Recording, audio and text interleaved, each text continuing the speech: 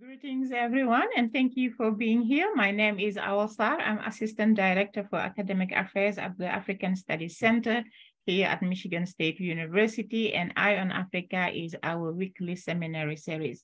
We are very delighted today to have Dr. Zeleke as our guest speaker. I'm sorry if I mispronounce it. I promise I practice. Dr. Zeleke is Assistant Professor of African Studies in the Department of Middle Eastern, South Asian, and African Studies at Columbia University. She is the author of Ethiopia in Theory, Revolution, and Knowledge Production, 1964-2016. Her current book project is tentatively titled A Jewel in the Ear, the 2020 Ethiopian Civil War and Black Political Thought. She examines the ongoing civil war in Ethiopia in relation to the history of Black political thought. Her work has also appeared in the Journal of Northeast African Studies and Callaloo, a journal of African diaspora arts and letters. And I think that's going to be the topic of today's presentation. So again, thank you so much for being here. Now I pass it on to you. Sure. Well, thank you all for being here, and thank you for the invitation to participate in this seminar. I hope you find this talk enlightening to some degree. I want to begin the talk by saying that I titled this talk A Jewel in the Ear, the 2020 Ethiopian Civil War and Black Political Thought. And that is also the title of this very large book project that I'm working on. I want to say that I'm at the early stages of working on this book project. So what I'm going to present today are sort of maybe tentative outlines of what this book project is about. And I'm hoping that what I get out of this seminar is a dialogue with you so that we can both think about what's at stake in this project, and you can help me sort of elaborate on different paths that I might take up for this book project. So I'm really hoping that this talk today is really dialogical and not just me speaking in one direction. Saying that, I will talk for about 45 minutes now, sort of breaking down the themes of the project and I guess broadly painting out the argument of the book to some degree. So I will begin by talking about the Civil War in Ethiopia that started on November 4th, 2020, and that ended in November of 2022. I think it ended on November 2nd with the signing of a peace accord of sorts. A cessation of hostilities is actually what was signed. So I want to talk about this war because it has fundamentally changed me as a thinker and academic. And it has fundamentally changed the kinds of questions I want to ask about African studies. I think the personal stakes for me in being an academic has changed because of this war. And mostly because I feel that African studies had nothing to say about a war that was actually the largest conflict on the planet.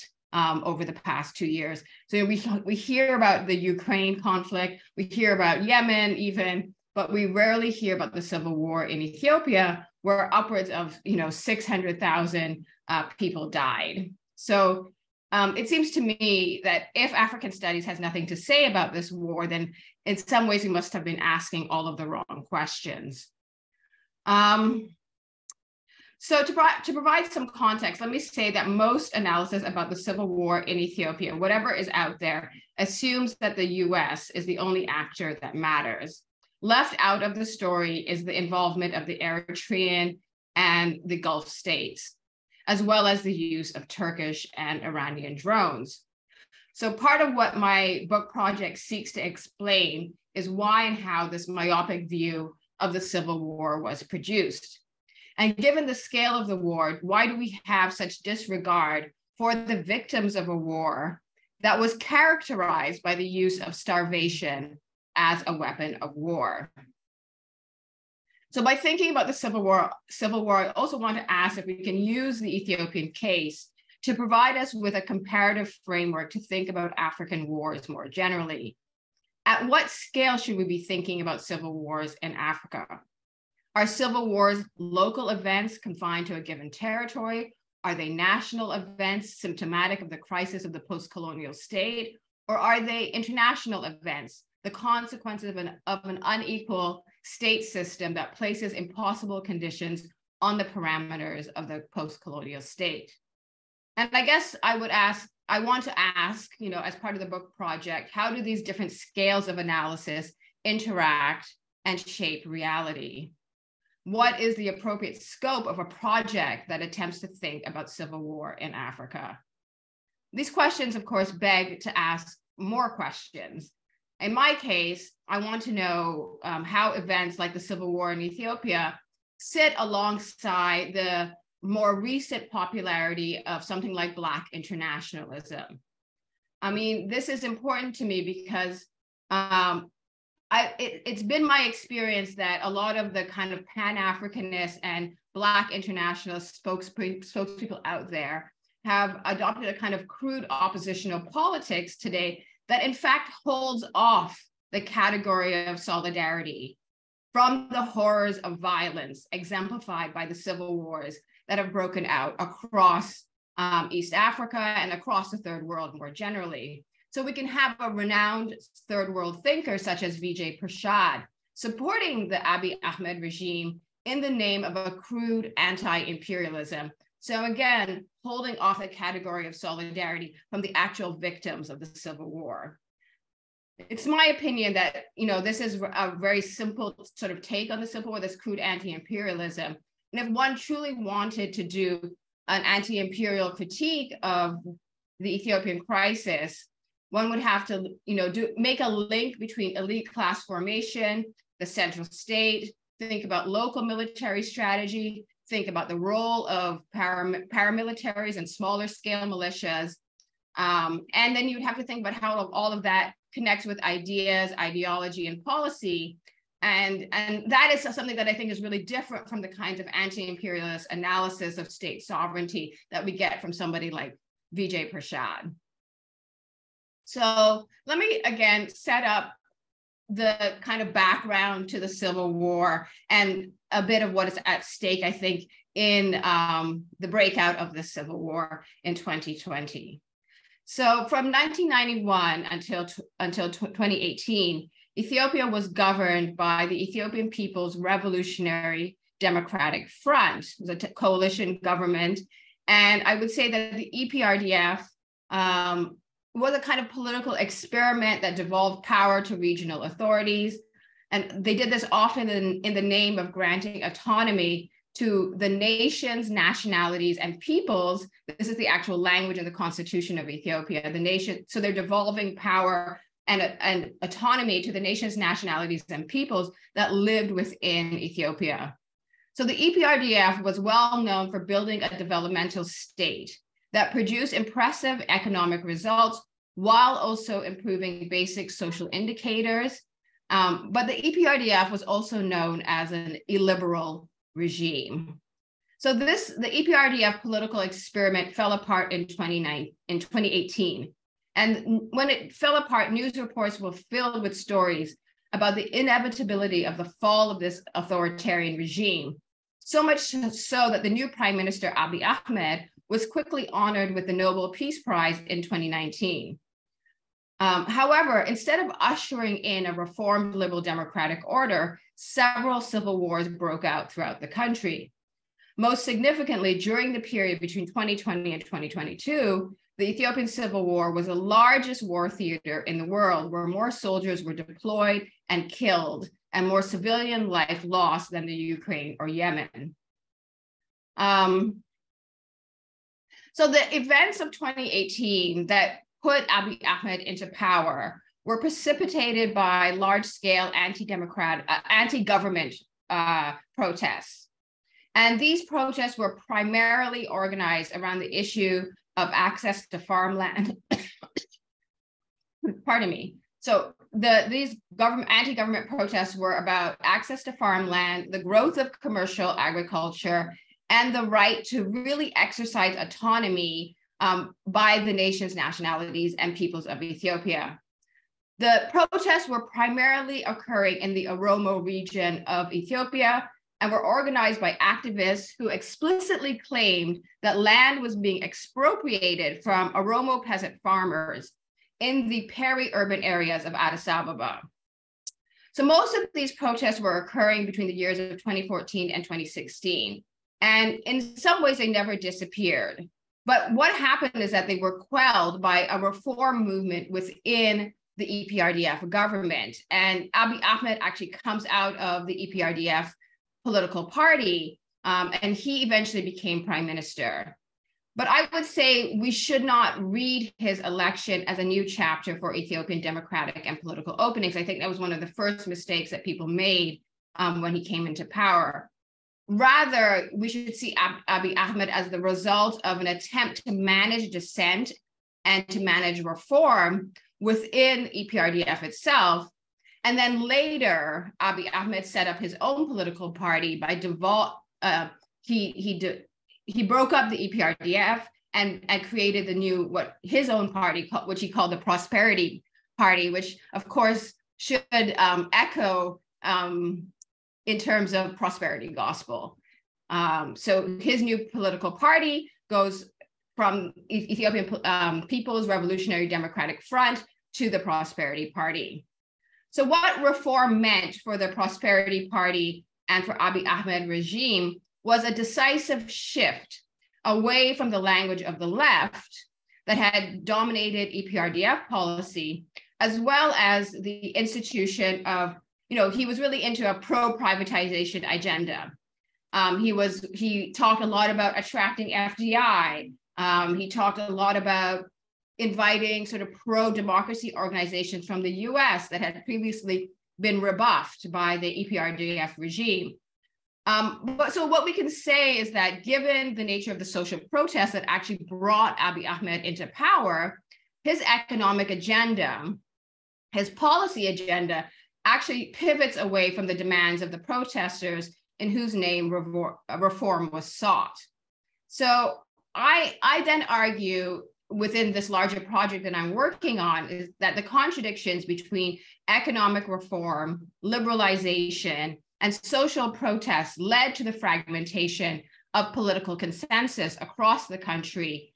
And this is, in fact, the kind of background to the outbreak of civil war across Oromia and the Tigray regions of Ethiopia. For me, what is important to acknowledge here is that getting rid of the EPRDF was supported by the international community in order to bring something more liberal to Ethiopia. And yet, since the end of World War II, and I can really back this claim up, the EPRDF is pretty much the only regime in Ethiopia that has meaningfully improved basic development indicators that sustain life. So they were really introduced a lot of mass education, really gave access to primary schools, especially for girls. They opened a lot of primary health clinics across the country. They reduced child mortality, and they increased agricultural productivity for smallholders. And a lot of that had to do with building new infrastructure, such as building roads and giving smallholder farmers access to markets and that kinds of things. And I would say that the Oromo protests of 2014, 2016 was not necessarily about breaking from the kinds of traditions that informed the establishment of the EPRDF as a political program, but actually contained an imminent critique of EPRDF. And so what we see with Abiy Ahmed's election is that kind of criticism was co-opted for regime change and liberalization, in which the result was that development indicators have been reduced and war has broken out in all regions of the country. So yes, we can say that war kills, but another type of international accountability would have to ask why EPRDF was the only successful regime to address poverty in Ethiopia. Moreover, what are the political cleavages today that prevent people from addressing poverty in Ethiopia? And why were these political forces that prevent people from addressing poverty in Ethiopia? Why were they allowed to flourish in the post-2018 period? Lastly, then, I guess I'm interested in what kind of political collectivity can be forged in this region today where questions of economic equity can be addressed. As mentioned before, periods of EPRDF rule can be characterized by experimentation with pro-poor development policy for an agrarian society. And I think this takes creativity and imagination, and it takes knowledge of external and internal limits and consideration of the possible. Alternatively, there is a claim that 27 years of EPRDF rule is what inevitably led to mass violent resentment against ethnic Tigrayans, since the EPRDF was said to be dominated by ethnic Tigrayans. So the popularity of the war on Tigray is often justified by saying that the EPRDF was dominated by Tigrayans. But I see this as reductionist. It's an attempt to scapegoat an entire geopolitical economic situation onto one group of people and on one part of one political party, but it offers no solution except the elimination of a perceived evil force. So the elimination of a population group is the solution to a geopolitical economic situation. And by sort of eliminating this population group, you can have regime change. However, again, few actors in Ethiopia's political space have the patience or the wisdom to have an honest conversation about the complicated process of building pro-poor democratic institutions in an agrarian society. And I think that's really important to emphasize in Ethiopia, where 80% of people still live within an agrarian context. What kinds of negotiations and compromises with internal and external actors does it take to build these kinds of democratic institutions? So I think what happened in Ethiopia is exemplary for Africa. It is about the dismemberment of a left of center project, the creation of a vassal state willing to implement the crudest forms of neoliberal policy, and it is the destruction of a party and a population that is connected to an alternative. But because African politics is talked about primarily in the terms of big men and is discussed and framed as authoritarian politics, the solution is always to liberalize. Indeed, as discussed already, the foundational political problem in Ethiopia since 2018 has been articulated as liberalization and political reform. And yet this foundational conceit actually compounded Ethiopia's problems tenfold by giving life to nefarious social forces, including, I would say, an incompetent prime minister. Now, given my previous work on revolution in Ethiopia, the events of 2018 that eventually led to civil war have provoked a series of questions about political community in the broader Horn of Africa region. I asked three interrelated questions.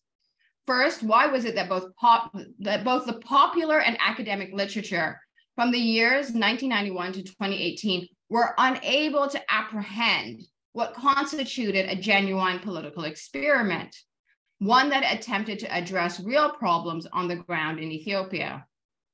So secondly, how does the substitution of complex analysis for hackneyed analysis work to actually undermine genuine political experiments in Africa with their warts, problems, and all? And lastly, I would say, why are we nostalgic for certain kinds of statecraft in Africa only after it has been denuded of all possibility? Like blues or jazz, or for that matter, most examples of Black creativity.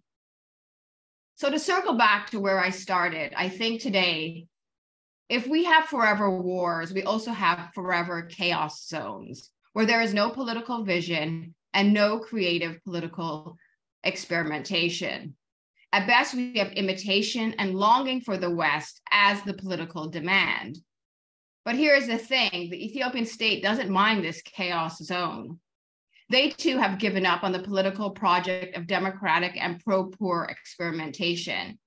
They are instead interested in managing chaos for the sake of doing business. So Iran sells Ethiopia drones in a war that is more or less backed by the US, the UAE, and the Saudis. And you ask how this makes sense, but how does Yemen make sense? I can only think of the term parcelized or layered sovereignty, which enables chaotic business activity to flourish, but that we as theorists and academics barely grasp. Who is making money in this business world, and what are they trading? I think they're trading livestock, perhaps. So there's a lot of livestock that is imported, exported across the Horn of Africa, across the Red Sea to Yemen and Saudi Arabia. They're definitely trading in chat or kat. Sometimes they're trading in minerals. They're often trading in people, technology, and drones. But how do we follow the money here, since it's primarily happening within an informal economy? Whatever the case is, though, it seems we have absolutely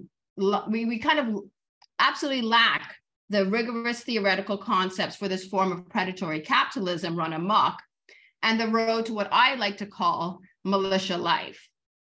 It also raises the question, what if the fragmented spaces of predatory accumulation can directly connect to global capital without significant mediation by a viable nation state? And this is where I think that the idea of the informal economy is really important, because it is about these people and economic activity connecting without mediation of the nation state. So it seems to me that part of what we're seeing here is that the nation state has ceded sovereignty to some degree and merely acts as a security company.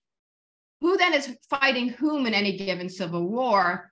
And what would democracy or governance look like in this context where capital can bypass the nation state? In the case that I'm interested in, Ethiopia, the question would also be, how has post-colonial nationalism or Ethiopian nationalism been mobilized to support statecraft that is diametrically opposed to a state project with developmental goals? More basically, I'm asking, even as ethno-nationalism has fueled the Ethiopian civil war, do we live in a world where the nation state form is the primary form through which sovereignty is exercised? I ask this because in the Ethiopian case, what is at stake is a state that has been stripped of the capacity to provide for social needs. It's a state that is basically a security company, as I said, for business interests. The state is not interested in defining public interest beyond securitization.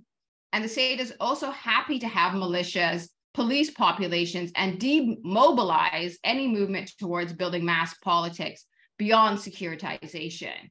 And then lastly, even the organizations that sort of represent the liberal international order, such as IOM or WHO or UNHCR, which operate a lot in these regions and in these areas, they themselves have been privatized. I mean, they're constantly searching for money from private donors or from, other NGOs in order to do their work.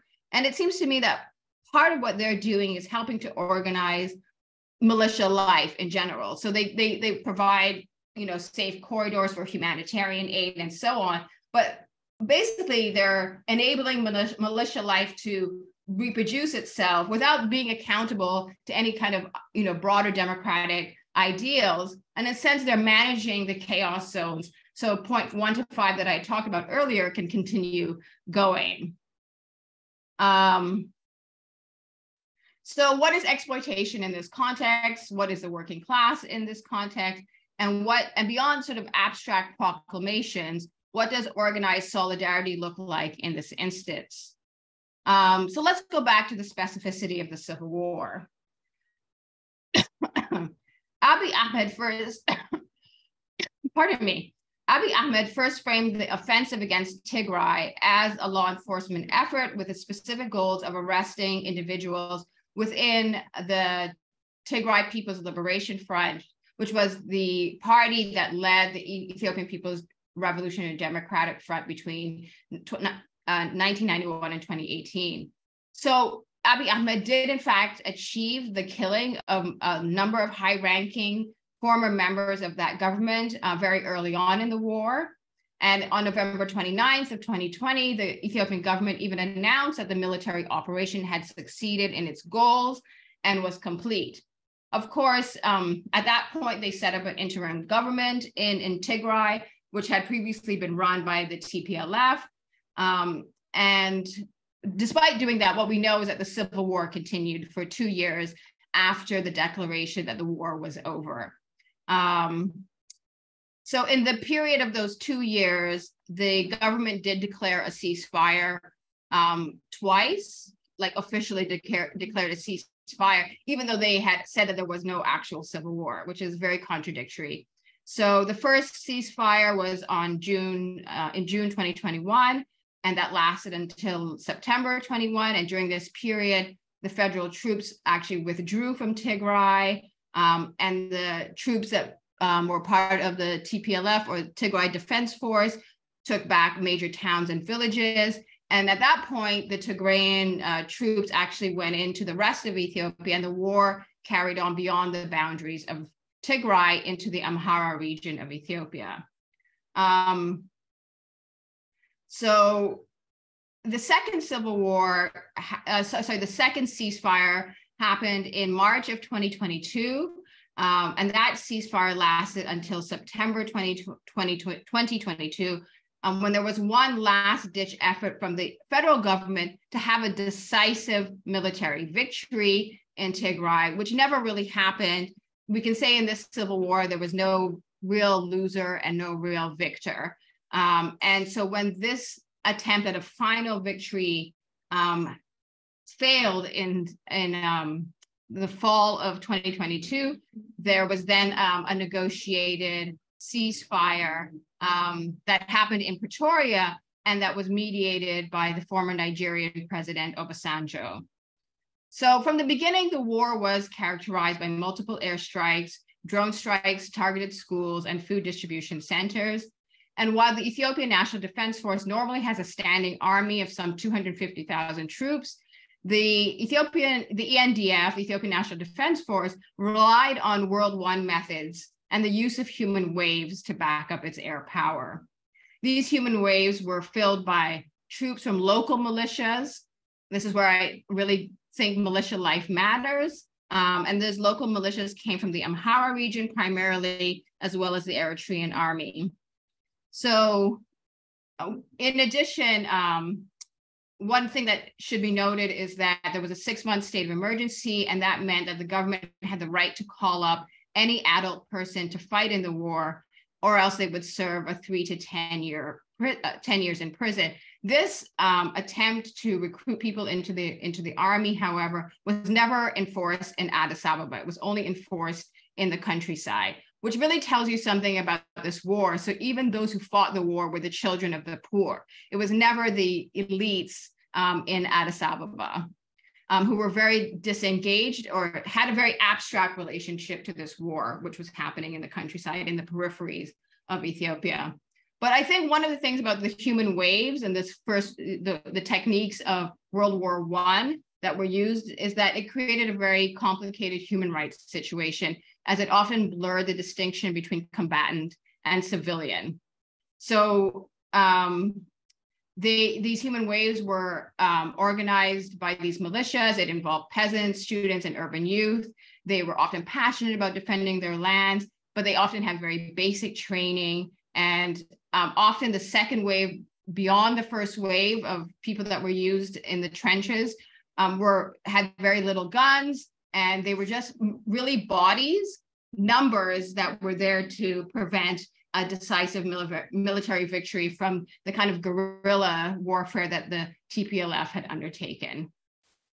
In general, though, we can say that the Civil War was characterized by mass atrocities, civilian massacres, war crimes, crimes against humanity, the destruction of hospital roads and civilian infrastructure. And we can also say that rape was used as a weapon of war, and more specifically, that starvation was used as a weapon of war.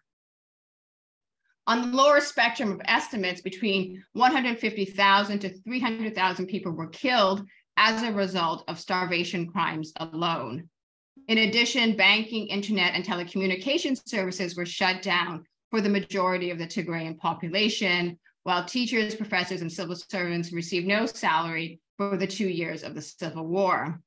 At the same time, and I think this is really important, I actually had forgotten about this until I wrote this paper yesterday, was that the country, Ethiopia, actually embarked on a national demonetization program of the old currency right at the beginning of the war, meaning that given that banking services were shut down in Tigray, people in Tigray did not have access to the money supply at all, and the old currency that they had was no longer worth anything because of this demonetization program.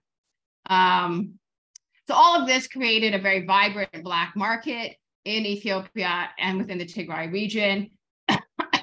The things that were being traded within this Black market are remittances. And if somebody like me sent money to a relative in Tigray, I would pay like something like 50% of whatever money I sent to smugglers who would get that money across the borders in Tigray. Other things that were being traded within this Black market is fertilizer, medicines. And all of this was, of course, being controlled and managed by militarized supply lines throughout the country.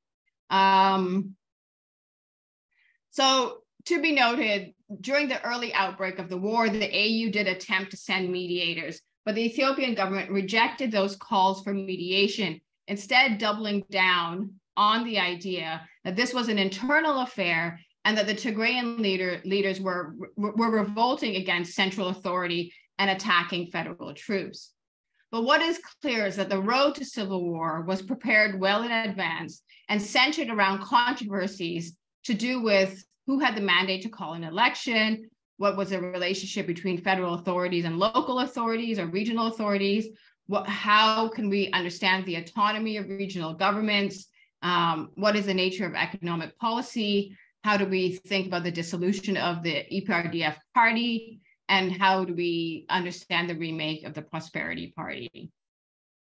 Another characteristic of the war was the way the concept of Africa operated as a category of disunity or unity, depending on which side of the war you were on.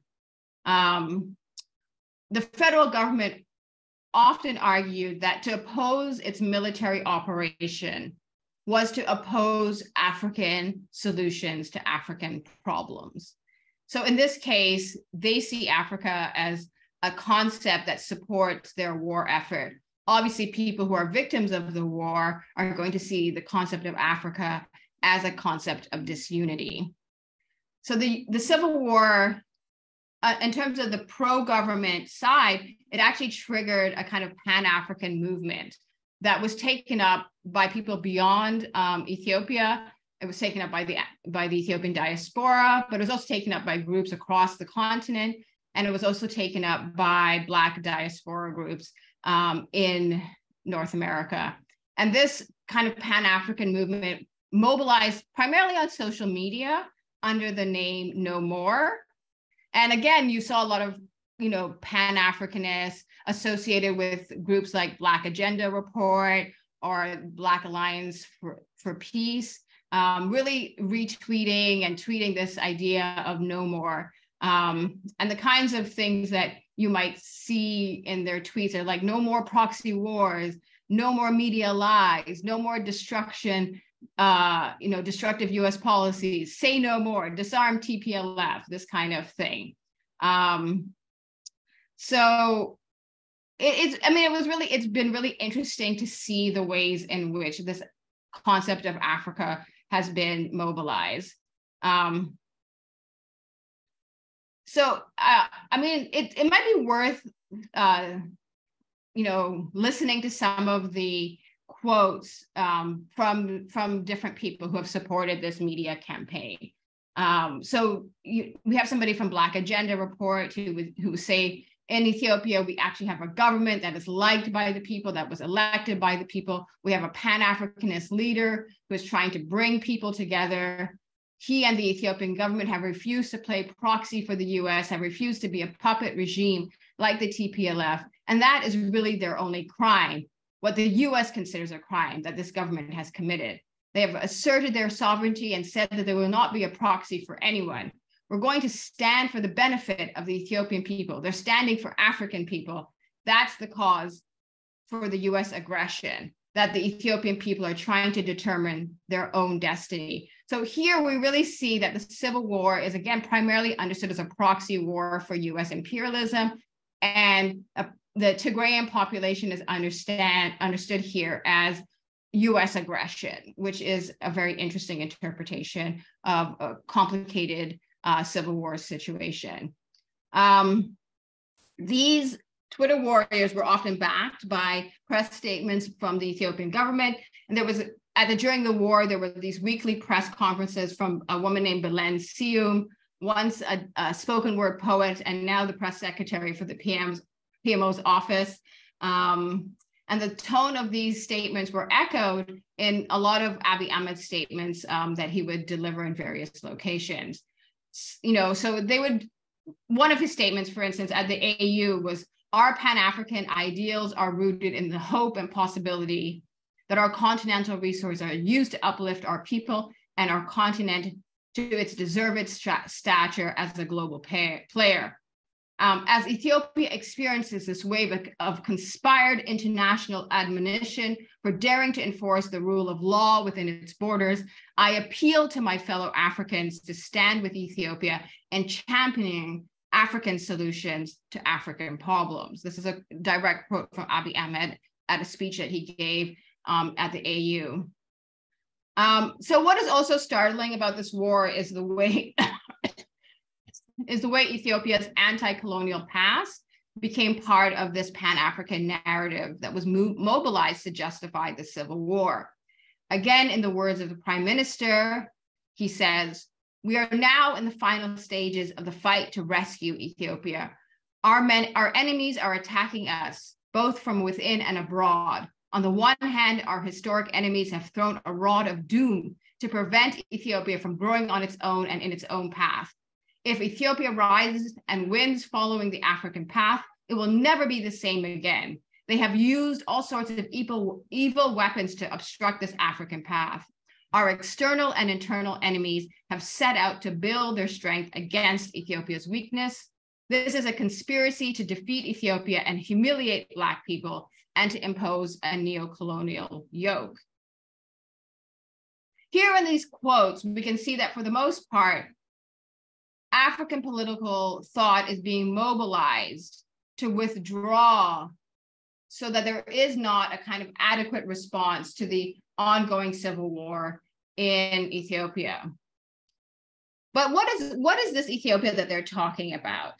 Where is this Ethiopia? What is this Ethiopia that these Twitter warriors are referring to?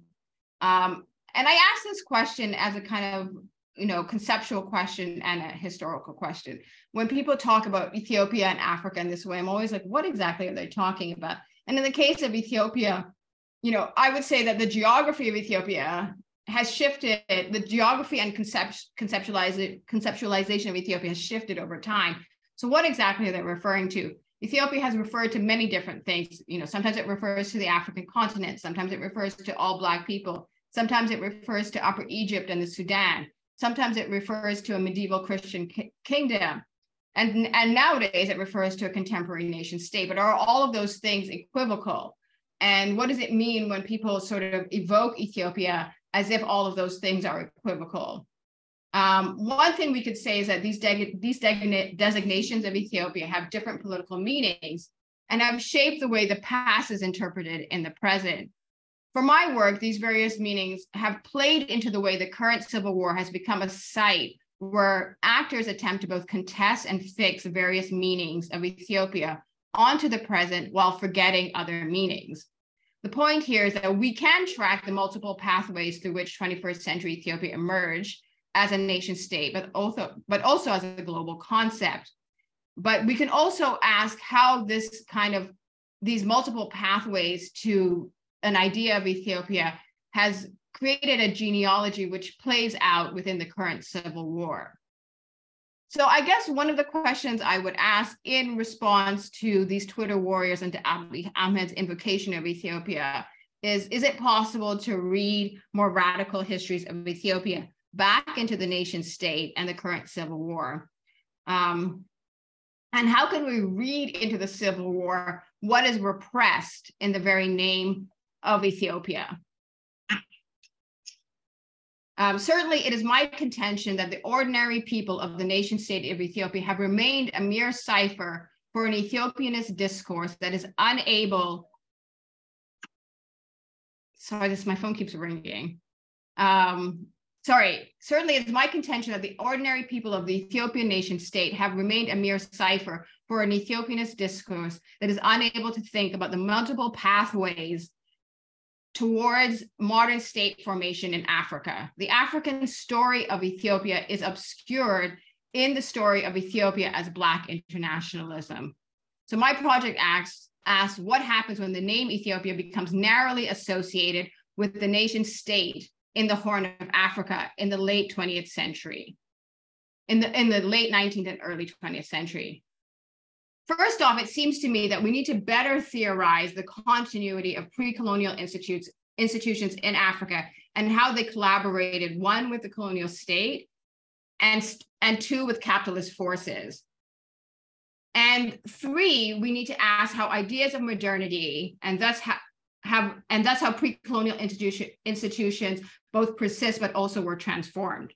Africa is not the New World, and yet the New World as tabula rasa became the model for how we theorize Africa. And yet the problem of citizenship, borders, and belonging in Africa has to do with the intersections of things like the colonial state, with capitalist forces, and with ideas of modernity. Plus, there's complicity and co-production of, African societies with with all of these things by elites. We therefore need to ask what were the much more complex processes involved in reconstituting African societies according to the bourgeois norms of the nation state.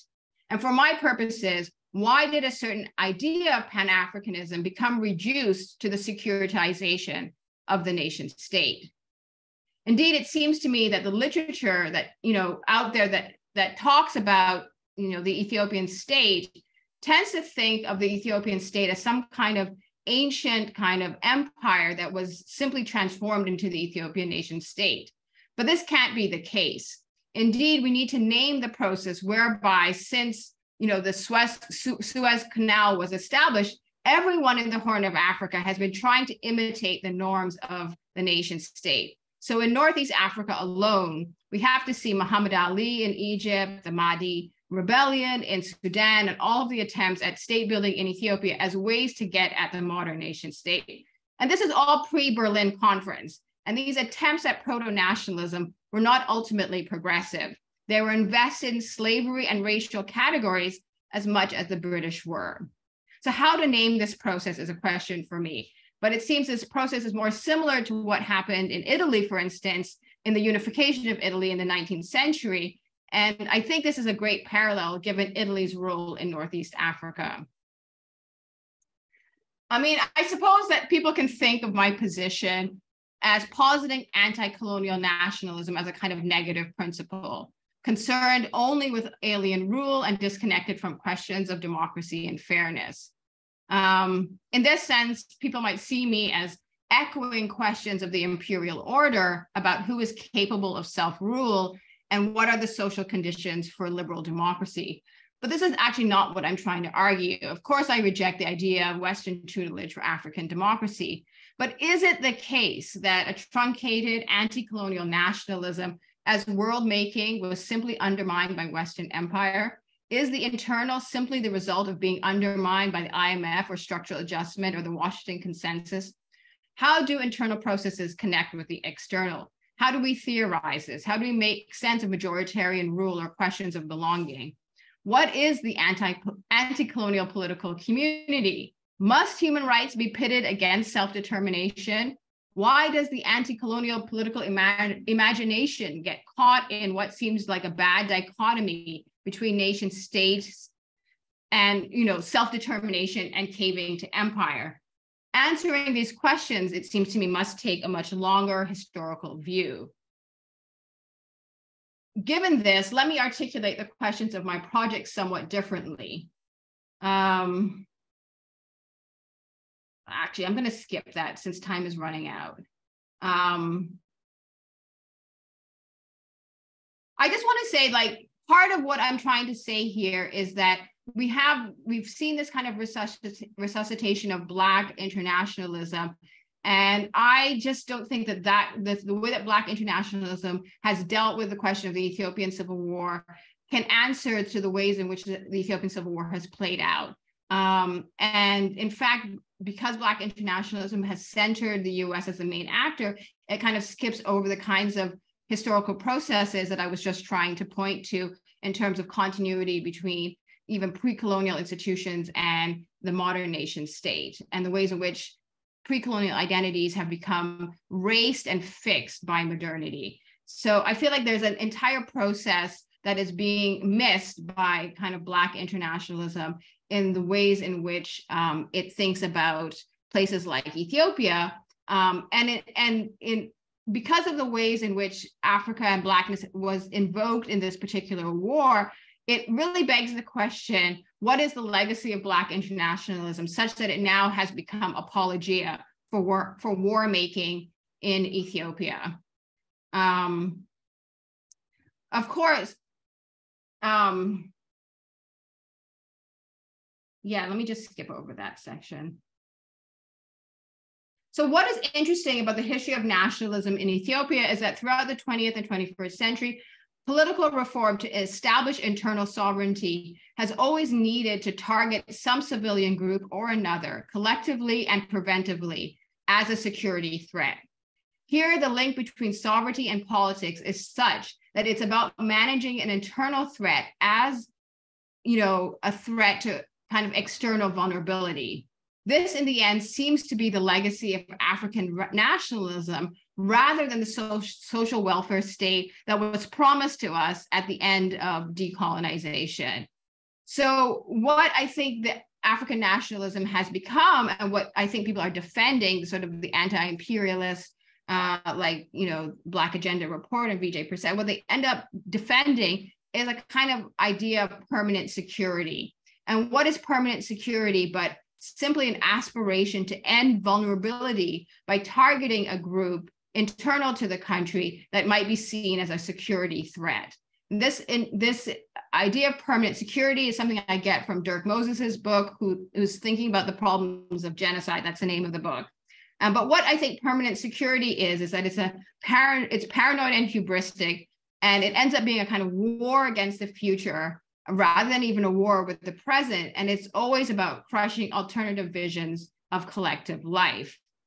And I think this is sort of a good explanation of what happened with the war in Tigray and why the Tigrayan population became targeted in a particular way, because it became a threat to this permanent security and this vision of collective life that was being proffered by the Abiy Ahmed regime.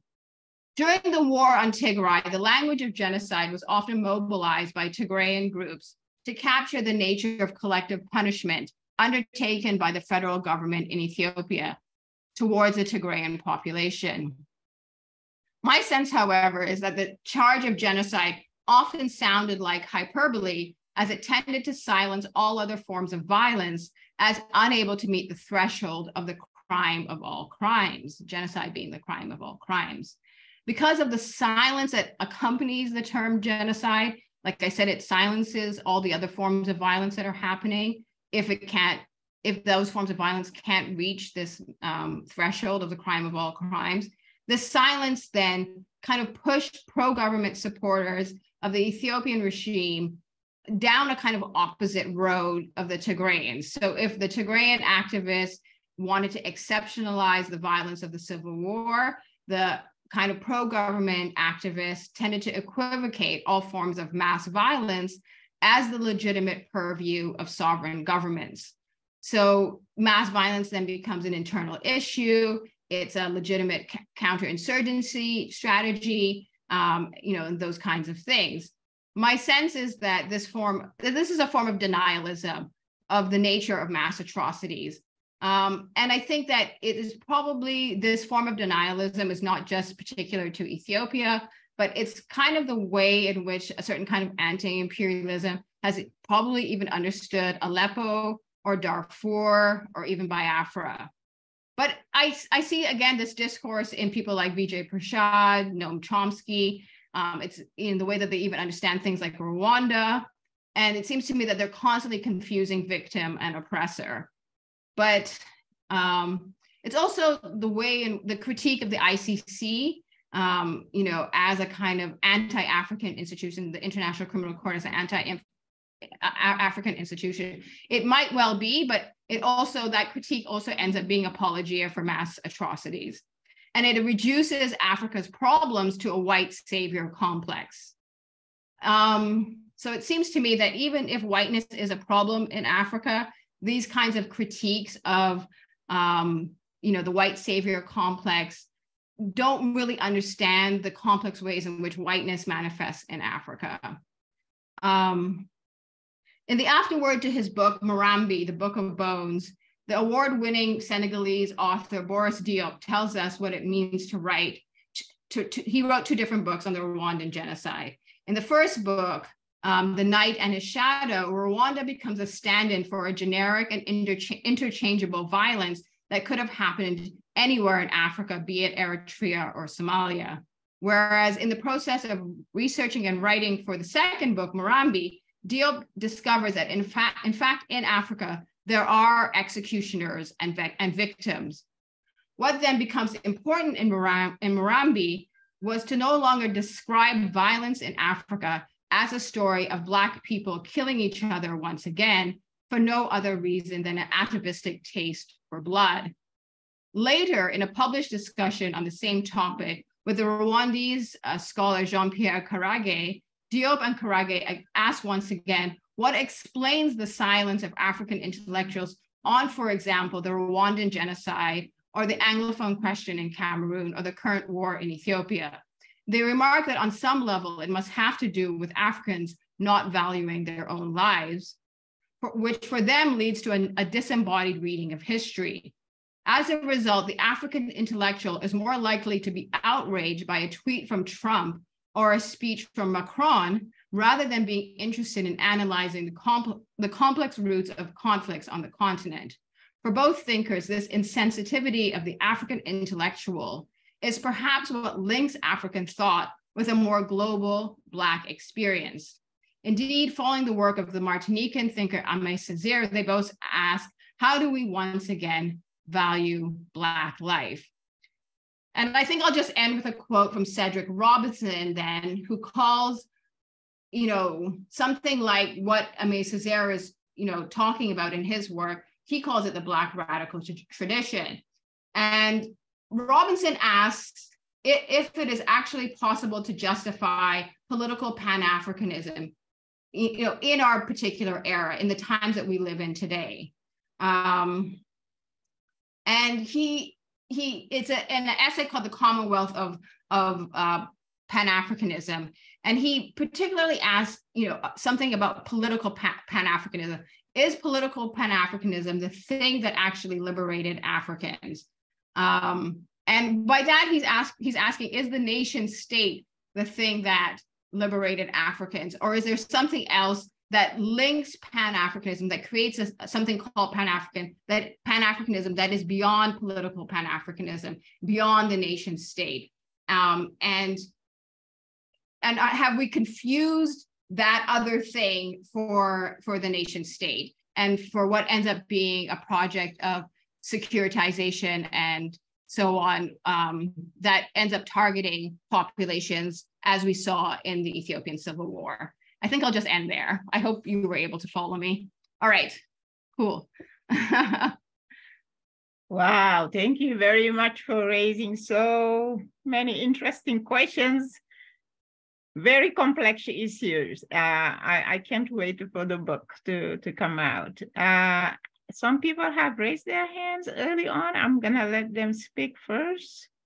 Can I see these people? Am I allowed to see them? Yes, you can see them. It's Roland. Roland, okay. You can unmute and ask your questions or make your comments. You can. My battery's about to die. I have to move my laptop. Pardon me. Yeah.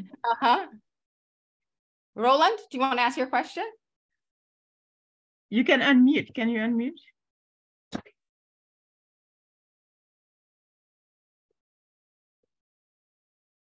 Is Roland asking? Is he unmuting? What's happening here?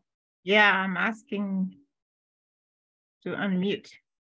Okay, so let's try Enoch. All right, Enoch.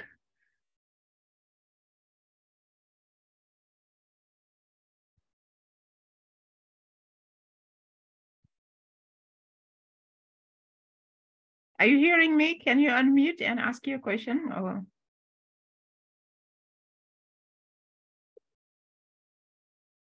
Okay.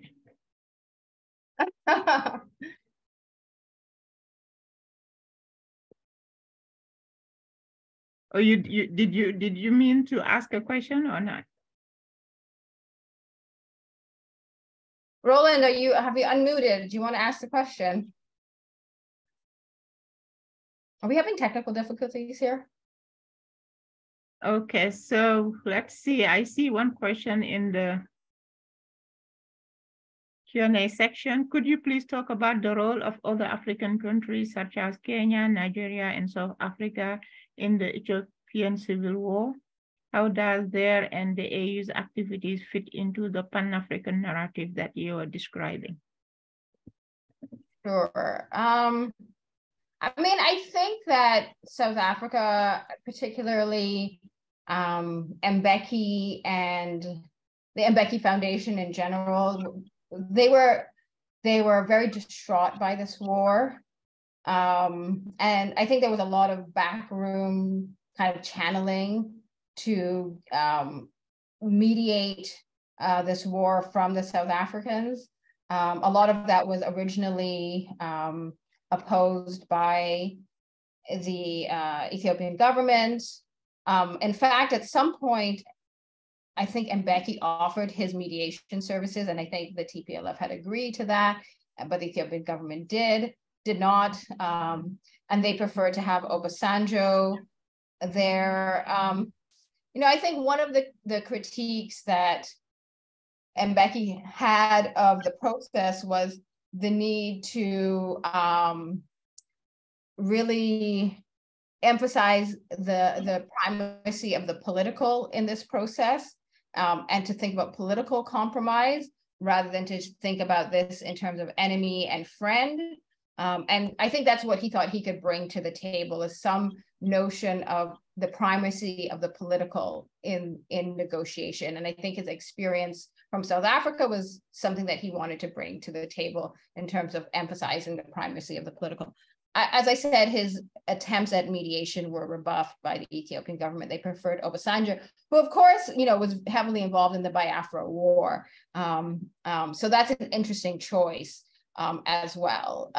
Kenya, I think, as a neighbor to Ethiopia, just felt that there was going to be a lot of spillover effect. But I think Kenya did a lot of effective negotiation, again, backroom sort of dealing in terms of bringing the Ethiopians to the table, particularly at Pretoria, when they ended up signing the cessation of hostilities in November of 2022. So I think that answers that question. Thank you. We're gonna try again. Roland, do you want to ask your question, or maybe lower your hand if you...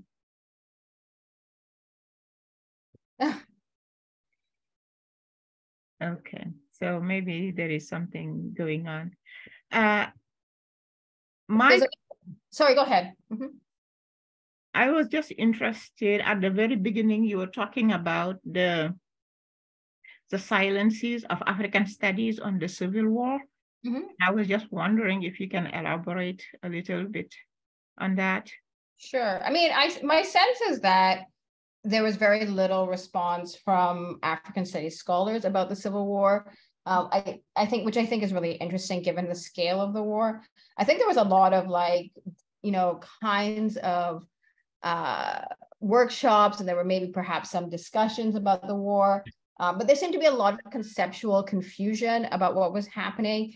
I do think a lot of people bought into the Pan-African rhetoric that was coming out from the Abiy Ahmed regime and didn't have a critical take on it. So there was a lot of hesitation to say anything against the Abiy Ahmed regime, particularly because I think people are sort of committed to defending African state sovereignty, and do see this idea of civil war as just like troublemakers who are, causing problems for states that are already, besieged by the international system. So I think there was actually a lot of empathy for the Abiy Ahmed regime from the beginning. And my sense is that people still don't understand the scale of destruction of both lives and infrastructure that came with this war, which I think is really interesting, right? And I think that comes back to the point that, Boris Diop is making about the ways in which we don't act, other Africans, like as Africans, we don't really understand what's happening, across the continent. We don't understand each other's conflicts, right? And I think African studies scholars have played into that in so much as they haven't been able to really make, good comparisons and between conflicts across the continent. And in the end, we end up reproducing a kind of idea about Africa as just like this crazy place where there's all this violence and, there's not, we don't even need specific explanations because it's just Black people fighting each other in a way, right? And I think that's what Diop is saying about, how do we explain the silences of African scholars? But I think the other thing that Diop is saying is that, we will, I remember in Kenya, there was like some demonstrations about, in terms of Black Lives Matter, about like police brutality, in the US. I'm like, but there's police brutality every day in Nairobi. Like, where's the demonstration for that, right? So this thing of like, we will talk about, we'll condemn like the white policeman, but we can't condemn our own policeman kind of thing, right? And I think that's what Diop is talking about when he says that we have a disembodied reading of history. Like, why are we like commenting on like Macron and Trump's tweets and like something that's happening in the in the US, but we don't know how to have a conversation about what's happening on the continent, right? It's that disembodied reading of history, but also just what he's talking about, that we don't value our own lives on some levels, right? We value something else, right? And I think that's where he really sees Rwanda and the Ethiopian war as connecting back to something about a global Black experience, right? Yeah. Mm-hmm. Okay, so before we try again, Roland, let's see the questions. So Anna has a question. What has been the impact of climate change in intensifying famine as a war tool? Sorry, where are we? Oh, the climate change thing. I mean, I'm not a believer that climate change is, of course it aggravates a lot of problems, social problems in Ethiopia, but I don't think I think famine is a policy issue. I don't think it's about just like this, this kind of environment that has this unceasing kind of toll on people. There's enough food in Ethiopia. There's enough land in Ethiopia. It's a question of how we organize food and how we organize distribution, how we organize resources in Ethiopia. So that is a climate change issue, but climate change isn't some inexorable thing that just hangs over people. It can be addressed. So I see that Muthoni Wanyeki has a very long question here. Can I just read this? Go ahead. Thank you, Santi. Most excellent. Some comments on the nature of the Addis Ababa PP economic direction, the war economy. Seems that you could further develop the private business interest angle and the black market angle. B, on the Pan-African response, there was also another Pan-African response on the continent, whether effective or not, would be important to raise and understand that and the AU's position. The AU was silent on the war. I went through all of the minutes of the political, whatever that committee is called, and they barely talked about the war for the first 9 months of it. So okay, on the permanent security angle, to explain the diaspora Pan-African angle, isn't it more that we don't take African agencies seriously, understand that African agencies always both about our own state and power therein, as well as Africa's position vis-a-vis external actors? Yeah, ending with Cedric Robinson's questions is good. All right, I'm not going to say much more to Muthoni's comments. I think there are comments more than questions.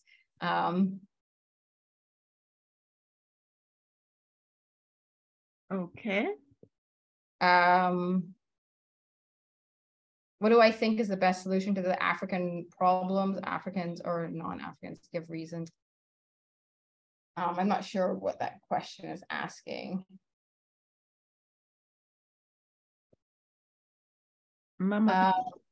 Diallo, can you say more about the transformation of the nation state and its purposes, which you describe as a kind of overseer of profitable chaos? Do you see that as specific to the Horn of Africa? Or I see that as a tendency, a broader tendency on the continent. I think that the nation state as a form at the end of decolonization was supposed to express something about the collective desires of African people. And in a sense, it wasn't supposed to be about nationalism in the sense of, you know, one identity, one language, one territory. But I think the point that Cedric Robinson is making is that the nation state form can't help but devolve into a kind of a nationalist project where kind of ethnicity and race become elevated as important markers of identity and the ways in which politics is organized. So the nation state form, even though it was supposed to have this transformative capacity at the end of decolonization, and I think that's something that somebody like Adom Getachew talks about in her book, World Making as Empire. She's really trying to emphasize that anti-colonial thinkers really thought of the nation state form as capable of, transforming populations. But I don't think that has been the story of the nation state in Africa. In fact, race and sort of, ethnic identities have become more important in these areas, and they have become the ways in which people organize politics, resources, and so on. So, and I think the only thing that's left behind of the nation state project is a kind of ethno-nationalist, project, right? The idea of the state delivering social goods to people is no longer on the agenda for most African states. So I would say that has been the direction of the nation state in Africa. And that's sort of what is playing out in Ethiopia today. The only thing that's left behind is this kind of ethno-nationalist project and the securitization of that ethno-nationalist project for the benefit of neoliberalism, not for the benefit of delivering social goods in any way, right? So I think that's what's interesting about this moment. Yeah.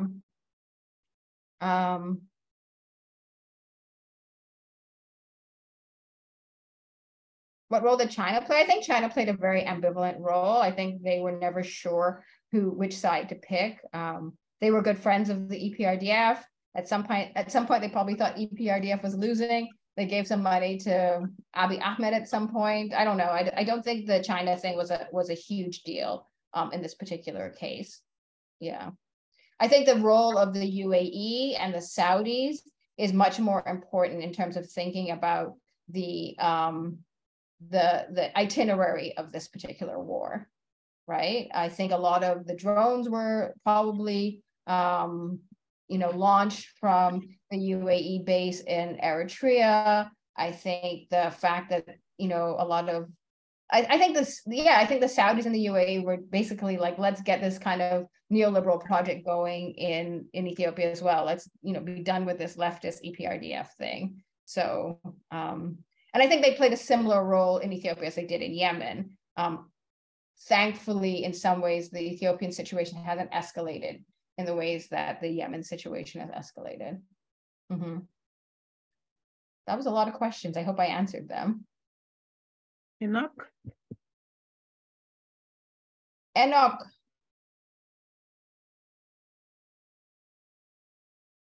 Okay, so any more questions or comments?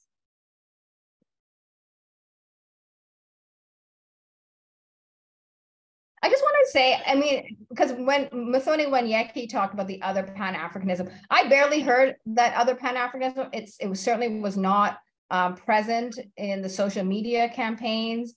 I think you might have heard of that Pan-Africanism and the kinds of things that somebody like Mbeki was trying to do, which was, largely ineffective. He was unable to hold the Ethiopian government to account. The kinds of Pan-Africanism that he was talking about, did not echo at all in Ethiopia. So I'm not sure, maybe there was another Pan-Africanism, but I think it was a Pan-Africanism that probably was in the corridors, again, of a kind of elite that doesn't actually have the weight that it thinks it has on these states. And I think that has a lot to do with the fact that, these governments don't have to be accountable to a kind of post-colonial elite that was trained in like nice schools in the US or in Europe, because they have a different base than the post-colonial state, did. And I think that base is the people that are produced by the black market, but that are produced by the informal economy, that make a shitload of money and are able to fund, political activities, militias, and, trade in ways that we are barely taking account of. So I just think that the social base of the Abiy Ahmed is not the kind of educated, crowd that, makes nice talk in the halls of like, various NGOs and civil society organizations. And I basically think they're kind of uninterested in those people. They really don't need to pay attention to them. It's just not who their social base is. There is a new kind of class in Ethiopia and the Horn of Africa, but I think across the African continent that comes out of this informal economy, that comes out of the black market economy. And I think we should probably pay more attention to that class as really pushing the direction of African politics. So, yeah. So I have the feeling that you share Job's comment that Africans don't value their own lives. Mm-hmm. Do you share that point? I do on some levels. I think that Diop is particularly talking about the African intellectual, not necessarily about everyday Africans. And I think I share that view in terms of the ways in which the African intellectual operates. Yeah. Because I think the African intellectual is more concerned with things that have nothing to do with everyday life on the continent. Yeah. Mm-hmm. And how are we going to correct that? How are we going to correct it? Mm-hmm. We're going to produce intellectuals that have more discourse with ordinary people rather than metropolitan concerns, I suppose. Mm-hmm. Right? But I also think like we just need to stop thinking about the US and the West as the major actors in these conflicts and in these situations. There are just many other actors. So we need to just take that more seriously. And that means taking ourselves more seriously. Mm-hmm. But it definitely requires a different kind of educational program, for sure, 100. And I feel like, here I am in my apartment in New York saying this. So that's definitely a contradiction in itself. But, we have much work to do on many different levels. Yeah. Well, thank you so very much for a very engaging, interesting question. We waiting for the book. So, and hopefully before that, you're going to have more feedback on right. on the book. But we appreciate you coming this afternoon and sharing your thoughts and what you're writing on. Okay, great. Thank you so much. Okay, and thank you everybody for coming and for your questions. We see you next Thursday. Have a wonderful afternoon or evening, depending wherever you are. Bye.